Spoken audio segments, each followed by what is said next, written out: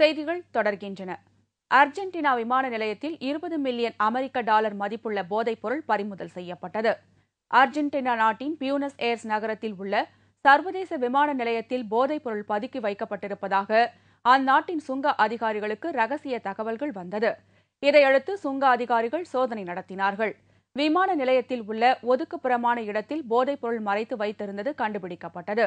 இதையடுத்து மறைத்து வைக்கப்பட்டிருந்த அனைத்து போதைப் பொருட்களையும் அதிகாரிகள் பறிமுதல் செய்தனர். பறிமுதல் செய்யப்பட்ட போதைப் பொருட்கள் 536 கிலோ என்றும் இதன் மதிப்பு 20 மில்லியன் அமெரிக்க டாலர் இருக்கும் என்றும் சுங்க அதிகாரிகள் தெரிவித்தனர்.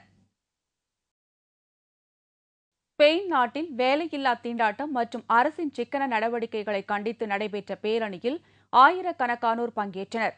ஐரோப்பிய நாடுகளில் ஏற்பட்டுள்ள பொருளாதார நெருக்கடி ஸ்பெயின் நாட்டிலும் பாதிப்புகளை ஏற்படுத்தியுள்ளது.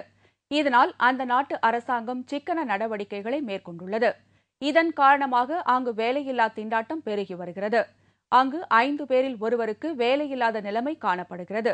19 வயது முதல் 25 வரை உள்ள இளைஞர்கள் 50% பேர் வேலையின்றி தவிக்கின்றனர். இந்நிலையில் தலைநகர் மேட்ரிட் நகரில் நேற்று வேலையில்லாமல் தவிக்கும் இளைஞர்கள் பேரணி நடத்தினார்கள்.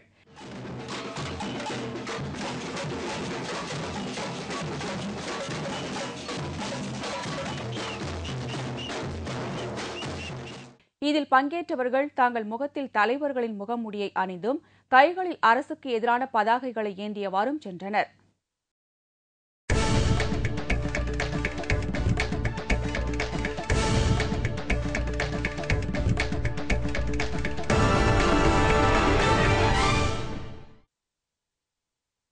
இலங்கைக்கு எதிரான முதல் ஒருநாள் போட்டியில் இந்திய அணி 21 ரன் வித்தியாசத்தில் வெற்றி பெற்றுள்ளது. டாஸ் வென்ற இந்திய அணி முதலில் பேட்டிங்கை தேர்வு செய்தது. துவக்க வீரர் கௌதம் கம்பீர் 3 ரன்களில் போல்டாகி ரசிகர்களை ஏமாற்றினார். பின்னர் களமிறங்கிய அதிரடி ஆட்டக்காரர் வீரேந்திர சேவாக்கும் விராட் கோலியும் இணைந்து அபாரமாக விளையாடினார்கள். இருவரும் இலங்கை அணி வீரர்கள் வீசிய பந்துகளை சிக்சர்களாக பவுண்டரிகளாக விளாசினர். இதனால் இந்திய அணியின் ஸ்கோர் வேகமாக உயர்ந்தது. Got some wood on that one, and that's going to run away for 4. Oh, and he's hit that one beautifully down the ground, just leaning back. It was just a little bit short. இரண்டாவது விக்கெட்டிற்கு இணைந்த சேவாக் விராட் கோலியும் ஜோடி சேர்ந்து 173 ரன்கள் சேர்த்தனர். 96 ரன்கள் எடுத்திருந்த நிலையில் Sehwag run out ஆகி ரசிகர்களை அதிர்ச்சியடைய செய்தார். அதிரடியாக விளையாடிக் கொண்டிருந்த விராட் கோலியும் 106 ரன் எடுத்து ஆட்டமிழந்தார். பின்னர் வந்த ரோஹித் சர்மா 5 ரன்களில் பெவிலியன் திரும்பினார். இதையடுத்து களமிறங்கிய சுரேஷ் ரெய்னா மற்றும் கேப்டன் டோனி ஆகியோர் பொறுப்புடன் விளையாடினார்கள். ரெய்னா 50 ரன்களும் டோனி 35 ரன்களும் எடுத்தனர்.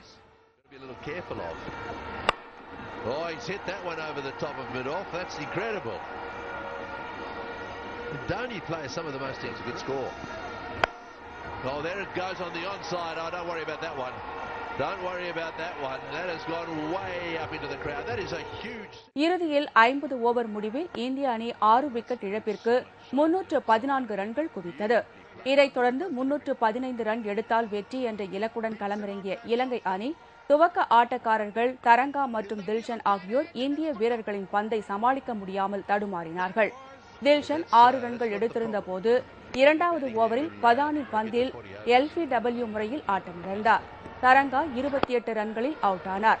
தரங்காவை அடுத்து சண்டிமால் 13 ரன்களுடனும் ஜெயவர்தனே 12 ரன்களுடனும் மேதிஸ் திரிமன்னே ஆகியோர் தலா 7 ரன்களுடன் வெளியேறினார்கள். இலங்கை அணியின் சங்ககரா 133 ரன் எடுத்திருந்த போது யாதவ் பந்தில் ஆட்டமிழந்தார். Well, he's run away to the offside and that's straight down the ground. This is going to be caught. It'll be caught in the deep and this could be the end of the game. Yes, it's not quite... Perera 44ம் Malinga 19 ரன்களுடனும் எடுத்து ஆட்டம் இழக்காமல் இருந்தனர்.